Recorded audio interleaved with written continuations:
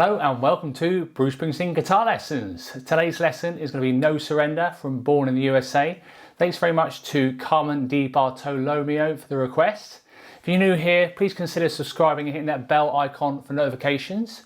Also be sure to follow to the end of the video just in case I go through any parts that aren't in the walkthrough. So for example, this time I'm going to do some of the parts that Bruce does live. He doesn't do on record, so I'll do that in the breakdown section. So what I'll do now is play the whole song through with tab and then come back and go through all the individual parts. So see you in a bit.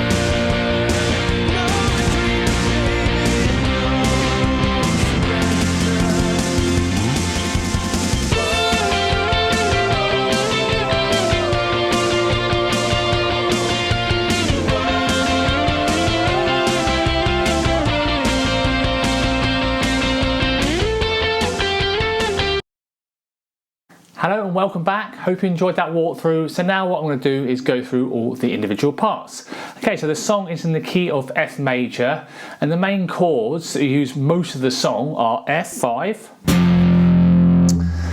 So that is 1 E string, 6th string, 3rd fret A string, 3rd fret D string, F5, C5, so that's 3, 5, 5.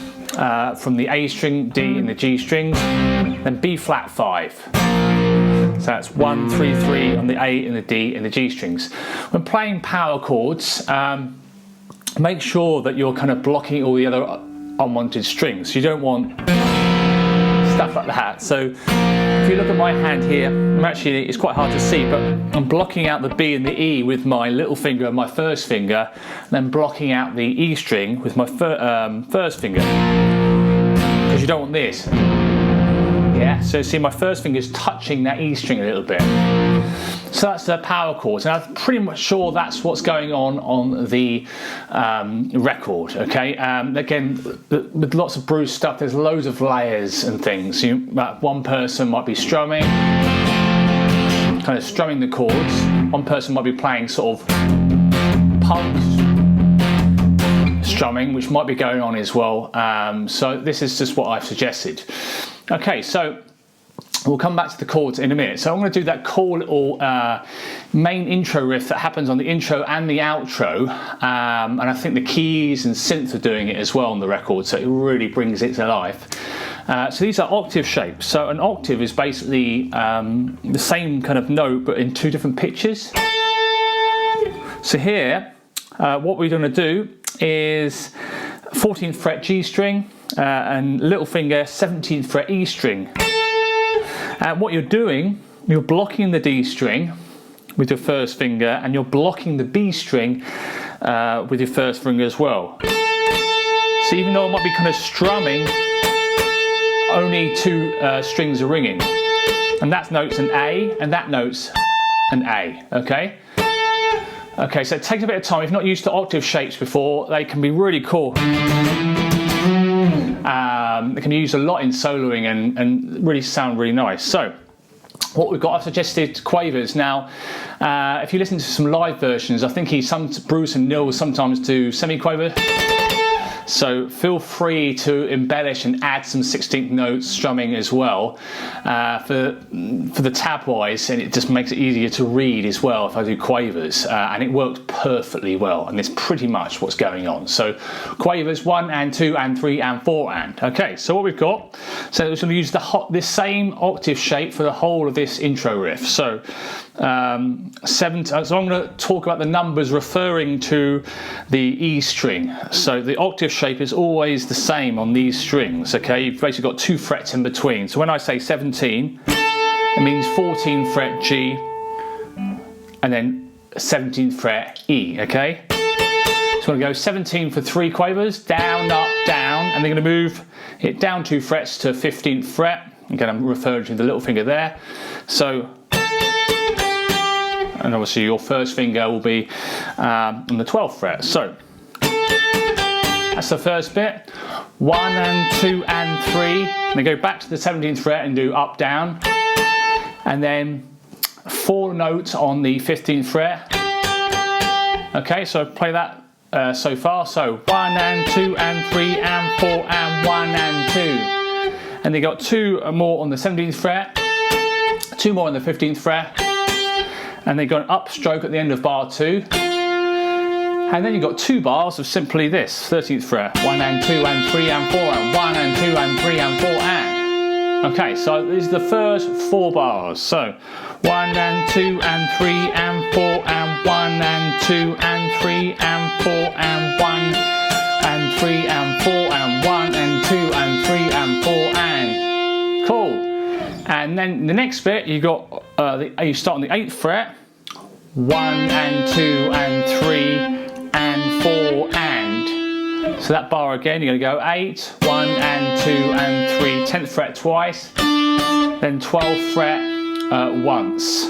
So 1 and 2 and 3 and 4 and you got 3 on the 13th fret, 1 and 2, 2 on the 12th fret, up, down, so 1 and 2 and 3, and then up, down, 13th fret, 12th fret, once. Okay, so that bar 6 is 1 and 2 and 3 and 4 and they got 2 on the 10th fret, and then the rest of it is in 8th fret. So the last 4 bars again. 1 and 2 and 3 and 4 and 1 and 2 and 3 and 4 and 1 and 2 and 3 and 4 and 1. So it's an awesome 8-bar riff. It just sounds so cool when you've got everyone playing it. So so I do the whole thing. So 17, 15, 17, 15, 17, 15, 13, then 8, 10, 12, 13, 12, 13, 12, 10, 8. Again, a lot of it's you're going to be concentrating on blocking those other strings. You don't want that open B string ringing or the D string. So an octave is kind of a whole, you know, a technique that you want to be able to play really well, yeah. It can sound really cool. Foo Fighters use it a lot, you know. There's loads of bands that use these kind of octave type shapes. Cool, so that's the main riff that you're going to use in the intro and the outro, and behind that the chords are, so again, feel free to play whatever strumming you want. You can play the verse strumming that I'm going to suggest in a minute, which is basically 1 crotchet and then 6 quavers, so 1, 2 and 3 and 4 and. So that'll work really nicely behind the intro, the outro, and the verse section. So I'm just going to show you that strumming pattern again. So 1, 2 and 3 and 4 and. You could also try a kind of punk rock strumming pattern like this: 1 and 2 and 3 and 4 and, where you accent the 1, the end of 2 and the 4. If you watch some of my other videos, he does that kind of style of strumming quite a bit actually. So 1, 2 and 3 and 4 and. I've suggested this strumming pattern: 1, 2 and 3 and 4 and. So the chords go behind that cool little riff are F, C, C5, B5, B flat 5, and do that again.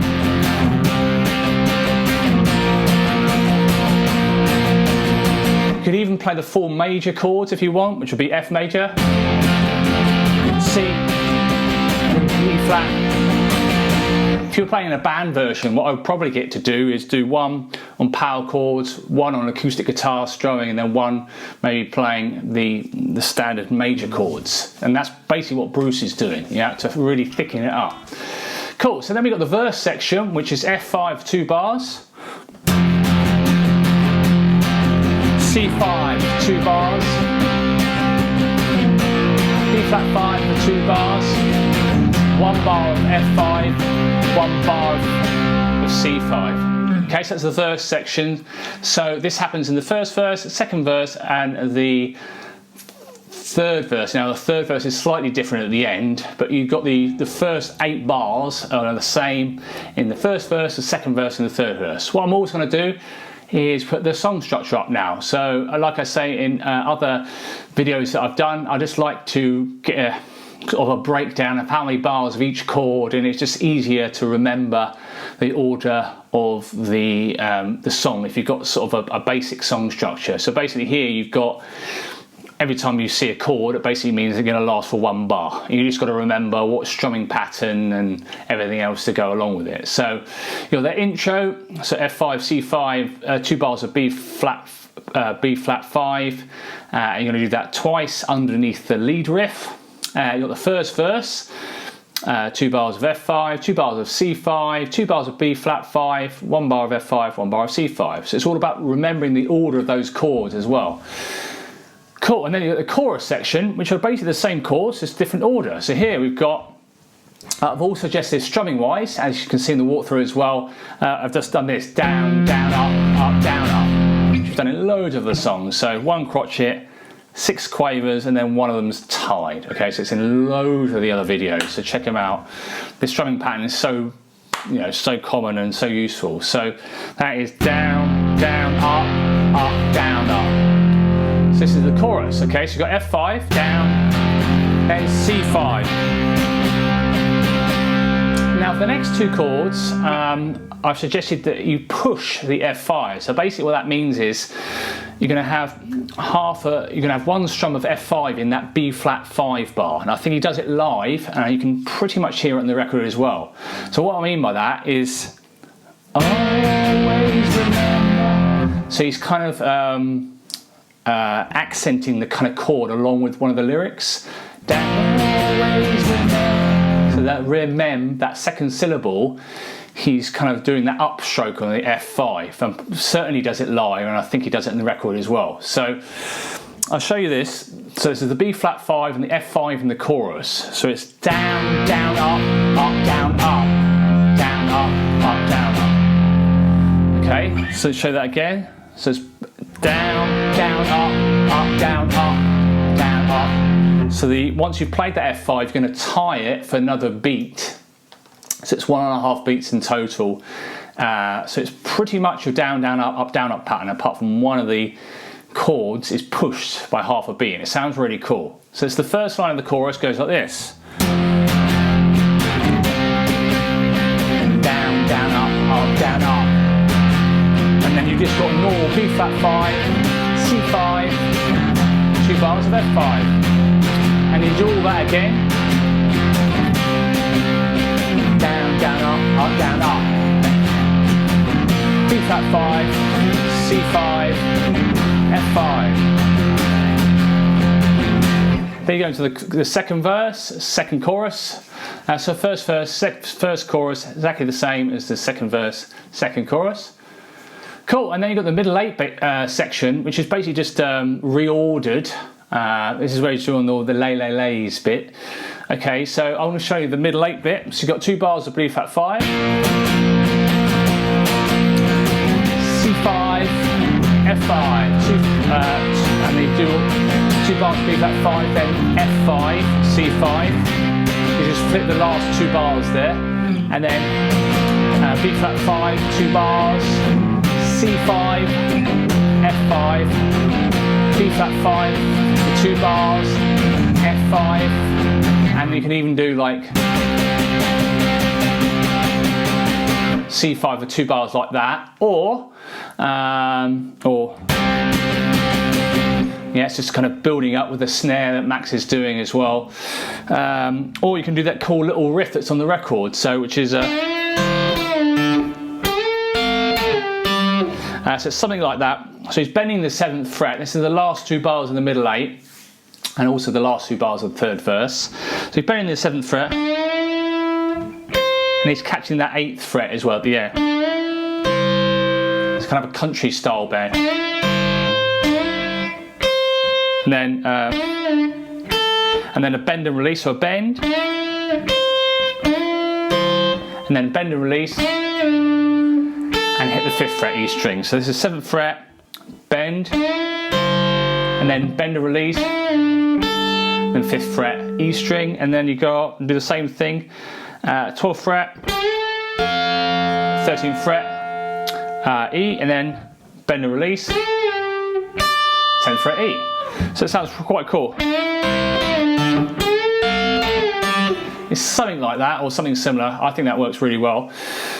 Cool. Okay, so that's the little kind of 2-bar riff that you can do, which is at the end of the middle 8. Or we could just do the chords. I would suggest something like that, downstrokes, quavers, C5, behind that. Cool, and then you've got the 3rd verse, so it starts off the same way as your 1st and 2nd verse. So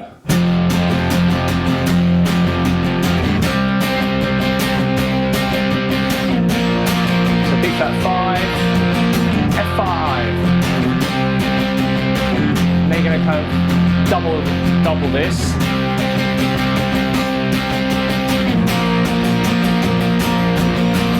F5. And you've got the 2 bars of C, all that bit again. Oops. Cool. And then you've got the 3rd chorus. Okay, so here what we've got is start off the same as normal as your other choruses. C5, F5, 2 bars. Okay, and this is the 2nd round. C5, B flat 5, F5, B flat 5, C5, and this time it finishes on no surrender for 2 bars, B flat 5, another B flat 5, C5, F5, chords, you're going to hold for 2 bars. Max does a massive jump fill, and then you're into the outro.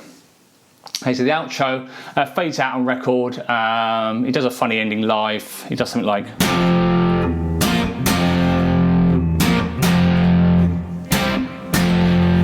But yeah, it fades out on record with the normal riff. Okay, I'm just going to show you the end of that 3rd chorus again. So you've got F5, C5, B flat 5, F5, B flat 5, C5, B flat 5 for 2 bars, another B flat 5, C5, 1, 2, 3, 4, 1, 2, 3, 4, and then into the outro. Cool, so it's actually quite a simple song. If you struggle with some of these power chords, you could always do what kind of Bruce does live. I've been watching a few of the videos, the Hyde Park 2013,